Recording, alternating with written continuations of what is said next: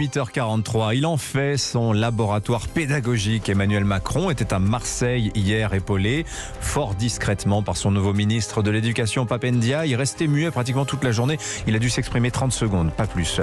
Le président de la République a annoncé sa volonté de généraliser dès l'an prochain partout sur le territoire ce qu'il appelle l'école du futur. Autrement dit, cette expérimentation pédagogique dont il avait lancé l'idée en septembre dernier quand il avait présenté le plan d'urgence baptisé Marseille en grand. Alors qu'est-ce que c'est que cette école du futur? Bonjour Michel Fize. Bonjour. Bienvenue sur Europe 1. Vous êtes sociologue, ancien chercheur au CNRS, auteur d'un ouvrage paru il y a 3 ans, en 2019, L'école à la ramasse. Alors cette école du futur, selon Emmanuel Macron, si vous deviez la résumer, quel est le projet du président pour l'école ? Écoutez, ça me paraît une école que j'appellerais ripollinée.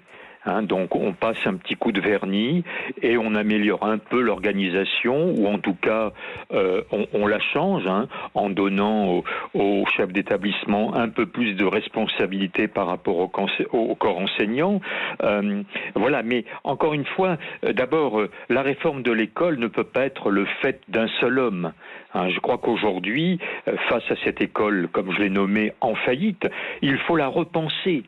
C'est d'une refonte globale dont nous avons besoin. J'ai envie de dire, il faut tout nettoyer du sol au plafond. Et on voit bien que les débats sur le type de tenue qui est autorisé ou pas, aujourd'hui, après la gestion du Covid, fait que finalement, depuis maintenant 5 ans, on s'intéresse à tout sauf aux questions essentielles. L'école, pourquoi faire ? Quel type d'enseignement ? Qu'est-ce qu'il faut enseigner tout de suite ? Et qu'est-ce qu'il faut enseigner plus tard, dans le cadre peut-être de ce qu'on pourrait appeler une formation permanente ? Voilà, comment on enseigne ? Encore une fois, il faut faire une table rase. Donc l'école du futur, c'est un beau slogan, mais malheureusement, ça ne va pas au fond des choses. Comme ça avait été tenté il y a quand même une dizaine d'années, je me souviens, le ministre de l'époque, Vincent Peillon, avait lancé la refondation de l'école. Et puis Najat Vallaud-Belkacem avait introduit une réforme du collège. Là, on avait vraiment le sentiment qu'il y avait une volonté de changer non seulement l'organisation, mais les missions de l'école. Oui. Alors, on regarde un petit peu en détail ce que c'est cette école du futur, telle qu'elle s'exerce depuis quelques mois donc dans les 59 écoles de Marseille qui servent d'établissement pilote. Alors, l'idée générale étant de permettre aux directeurs de se faire un peu manager, donc en recrutant les enseignants qui leur conviennent, que l'établissement passe un petit peu en mode projet. Pour ça, on a donné 40 000 € à chacune des écoles. Alors d'ailleurs, les témoignages sont intéressants des enseignants dans ces écoles qui disent au début c'était un peu Byzance, on pouvait demander à peu près tout ce qu'on voulait, mais en fait à l'exercice on voit des directeurs d'école qui racontent qu'en fait les équipes enseignantes dans leurs écoles n'ont pas changé, ils n'ont pas vraiment recruté, on fait avec l'équipe en place, et puis on a des enseignants qui se disent un peu méfiants sur le côté appel à projet, mais qui de l'autre sont quand même bien contents de voir arriver les moyens qu'ils réclamaient depuis des années. Donc, la fameuse révolution culturelle promise par Emmanuel Macron, on la voit pas tellement en fait dans les actes à Marseille en ce moment. Je pense qu'il faut quand même être clair sur les mots. L'école est un service public et doit rester un service public. L'école ne peut pas devenir une entreprise. Moi, j'ai toujours pensé que l'on donne un peu plus de responsabilité au chef d'établissement.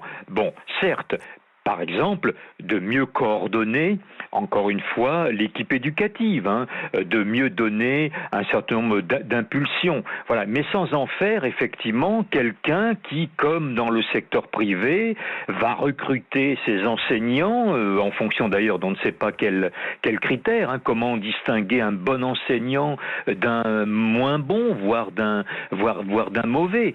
Moi, je pense qu'il faut simplement, là, au niveau de l'organisation, aménager cette hiérarchie qui est effectivement pesante. D'ailleurs, je pense qu'une véritable réforme, et si M. Macron voulait vraiment aller plus loin, ce serait de décentraliser l'éducation nationale. Il n'est pas normal qu'on ait encore une énorme machine qui gère 12 millions d'élèves, à peu près 1 million d'enseignants. Voilà. Il faut donner aux régions, aux départements et aux communes plus de pouvoir, de gestion. Voilà, à mon avis, c'est ça la bonne piste. Alors, semble-t-il, ça fait partie des solutions qui sont esquissées, permettre un peu plus d'autonomie selon les réalités de chaque territoire. On a les représentants syndicaux de l'enseignement ont beaucoup réagi à ce projet d'école du futur en disant bon, en fait, c'est une vitrine. Le président de la République ferait mieux de se concentrer sur le sujet des salaires et du dégel du point d'indice. On a cette réaction du syndicat UNSA qui dit l'éducation nationale ne peut pas être une somme de start-up. Chaque école, en fait, devenant en fait une sorte de start-up. Mais est-ce que vous pensez, Michel Fize, que le problème le plus important de l'école aujourd'hui, c'est soit les petits salaires qui sont pratiqués pour les enseignants? Je pense qu'il y a un certain nombre de professions qui sont aujourd'hui sinistrées. Bon, on l'a dit pour les professionnels de la santé, qui sont effectivement très mal rémunérés par rapport à leur engagement quotidien. La police c'est également aussi, vrai. Oui, la police également qui est très mal rémunérée. On pourrait parler aussi des avocats, dont beaucoup effectivement ont des salaires de misère. Bon, c'est vrai pour les enseignants. Moi, ça ne me choque pas qu'effectivement on fasse appel, par exemple, à du personnel extérieur, dans le cadre de concours, je dirais, un peu d'un genre un petit peu particulier. Mais les job dating à Versailles, par exemple, comme on en a parlé cette semaine, ces recrutements 30 minutes montre en main, sans formation pédagogique, de gens qui viennent un peu de tous les horizons, mais qui ont cette envie d'enseigner. Qu'en pensez-vous ? Vous savez, moi, ça ne me choque pas, encore une fois. L'enseignant doit d'abord être une motivation. Ça doit être aussi un amour des élèves que l'on a face à soi. Si on n'aime pas les élèves, on ne peut pas bien les enseigner, de mon point de vue. Enfin, ça revient quand même à confier un camion à quelqu'un qui a envie de conduire un camion, mais qui n'a pas son permis poids lourd. L'image, ça donne un peu cette impression. Vous savez, on est dans une France qui est arc-boutée sur effectivement l'extrême valorisation du diplôme, de l'examen.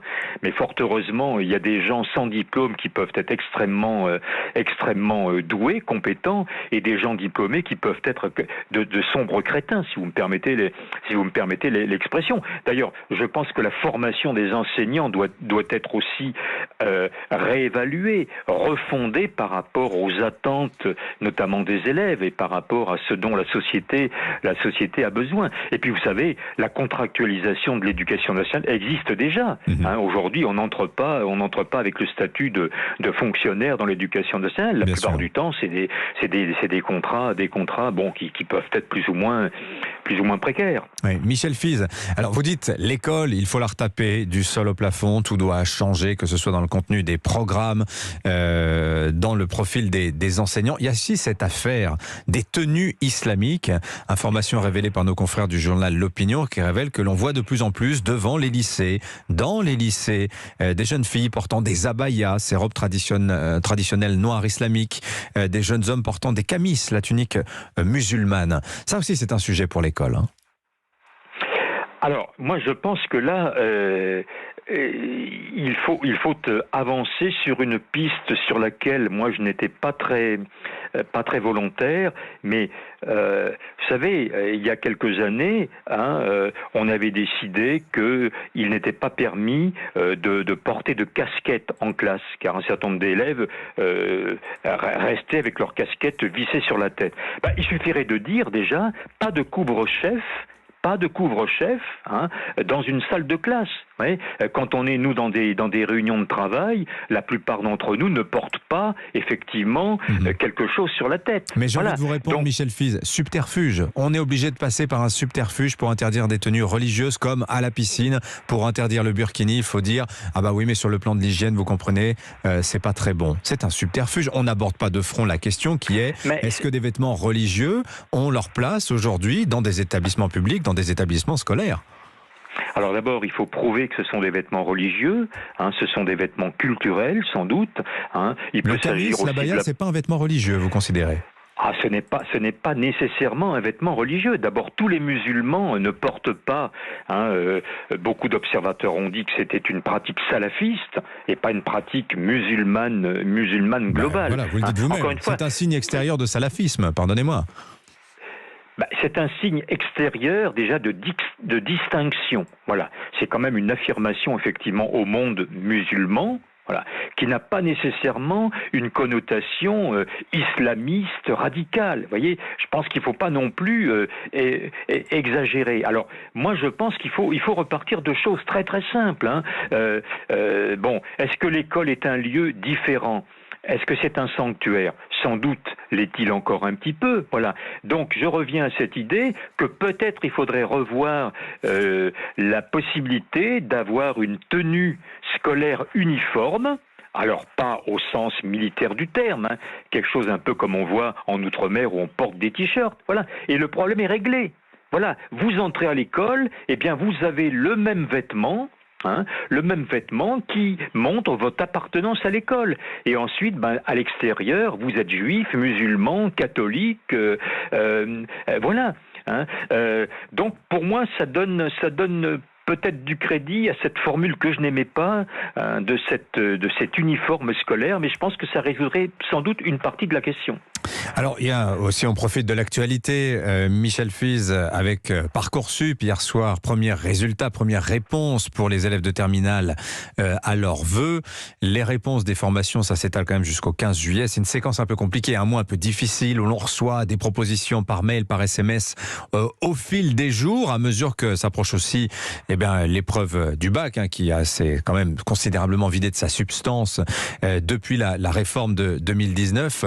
Ce système Parcoursup, Michel Fize, est-ce qu'il est fonctionnel selon vous ? Il est source de problèmes chaque année. D'ailleurs, je crois qu'un certain nombre de responsables politiques étaient favorables à sa suppression.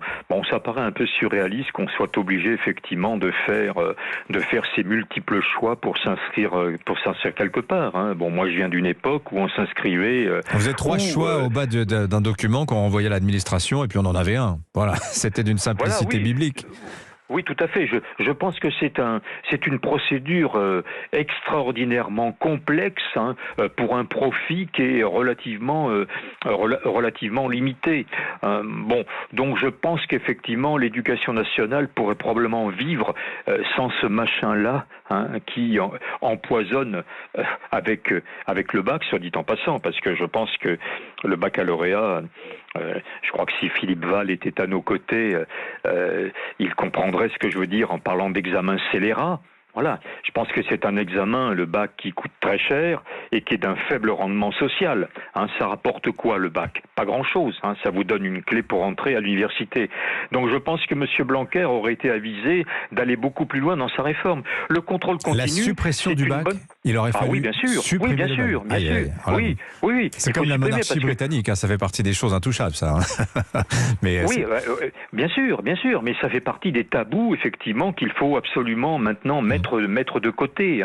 Il y a beaucoup de pays qui vivent sans le bac et qui forment des élèves qui ont tout à fait le même niveau d'instruction que nous. Non, c'est très compliqué cette histoire. Et puis encore une fois, par rapport à cette refondation de l'école dont je vous parlais, si on veut faire que l'école soit pas simplement un lieu d'instruction, mais aussi un lieu d'éducation, un lieu d'apprentissage de l'esprit critique, du sens de l'initiative, de la prise de responsabilité, un lieu où on apprend à coopérer et non pas à être constamment en compétition, eh bien, il faut supprimer ce machin qui, encore une fois, conditionne tous les élèves depuis les premières écoles du primaire. Voilà. Je dis toujours, le bac, c'est ce qui légitime le programme, c'est ce qui légitime les matières, c'est ce qui justifie les notes, et qui fait qu'en fin de compte, l'école reste un immense lieu d'apprentissage, de savoir tous azimuts, dont beaucoup aujourd'hui n'ont plus aucune utilité. Merci beaucoup Michel Fize d'avoir été en lien avec nous ce matin. Je rappelle le titre de votre ouvrage consacré justement à l'éducation. L'école à la ramasse, c'est paru aux éditions de l'Archipel en 2019. Excellente journée à vous. 8h57 sur Europe 1. Dans quelques minutes, vous retrouvez Philippe Vandel, Culture Média, 9h-11h en direct depuis Roland-Garros.